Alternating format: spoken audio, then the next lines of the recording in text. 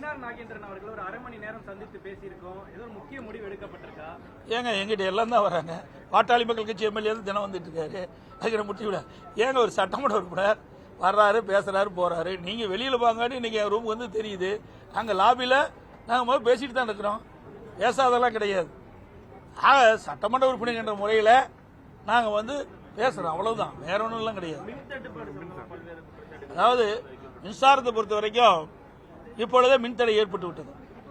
இன்றைக்கு சென்னை மாநகரம், சென்னை புறநகர் பகுதியில் பார்த்தீங்கன்னா இந்த ஒரு வார காலமாக இரவுல அடிக்கடி மின்தடை ஏற்படுகிறது. இதனால மக்களுடைய தூக்கம் இழந்து காலையில் வேலைக்கு செல்ல முடியாத ஒரு சூழ்நிலை, வியாபாரிகள் பணிக்கு செல்ல முடியாத நிலை இருக்குது. இதையெல்லாம் நாங்கள் அரசுடைய கவனத்துக்கு கொண்டு வர இருந்தோம். அதுக்கெல்லாம் வாய்ப்பு கொடுக்க மறுத்துட்டாங்க. அதோட இன்றைக்கு விவசாயிகளுக்கு பகலில் 6 மணி நேரம் மின்சாரம், இரவில் 8 மணி நேரம் மின்சாரம் கொடுக்குறாங்க.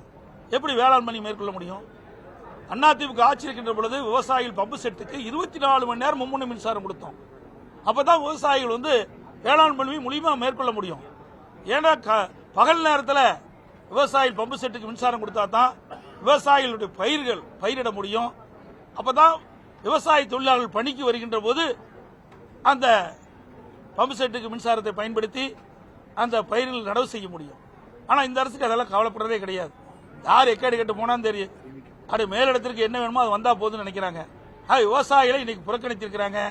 அதோட இன்றைக்கு மக்களுக்கு குடிநீர் வழங்கக்கூடிய தமிழ்நாடு குடிநீர் வடிகால் வாரியத்துடைய மின் மோட்டாருக்கெல்லாம் இந்த தடை அடிக்கடி ஏற்படுவதால முழுமையா குடிநீர் வழங்க முடியாத சூழ்நிலை, குடிநீர் தட்டுப்பாடு ஏற்படுகிறது. இன்றைக்கு தமிழ்நாடு குடிநீர் வடிகால் வாரியத்திற்கு மின் மோட்டாருக்கு தடையெல்லாம் மின்சாரம் கொடுத்தா தான் இந்த கோடை காலத்தில் முழுமையா குடிநீர் தட்டுப்பாடு எல்லாம் வழங்க முடியும். அதையெல்லாம் நான் கொண்டு வராங்க. எதுக்குமே அனுமதி கொடுக்க மறுத்துட்டாங்களே.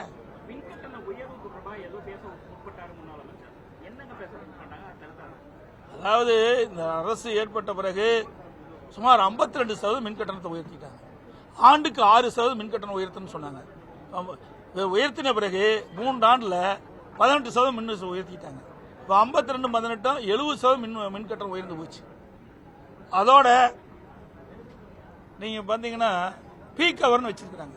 பீக் ஹவர்ல அதிக மின் கட்டணம் சொல்றாங்க. தொழிற்சாலைக்கு பயன்படுத்துகின்ற மின் கட்டணத்தையும் உயர்த்திட்டாங்க. இதனால தமிழ்நாட்டுக்கு வருகின்ற தொழிற்சாலை எல்லாம் அண்டை மாநிலத்துக்கு போயிட்டு இருக்கு.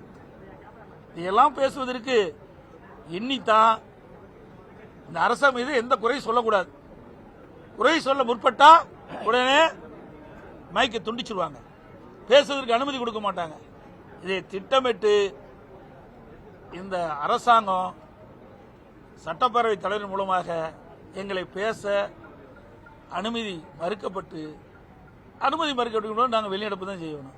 அதை எதிர்பார்த்து தான் இந்த செயலை செய்திருப்போம் நாங்கள் எண்ணுகிறோம். செய்திகளை உடனுக்குடன் தெரிந்து கொள்ள உடனே சப்ஸ்கிரைப் பண்ணுங்க.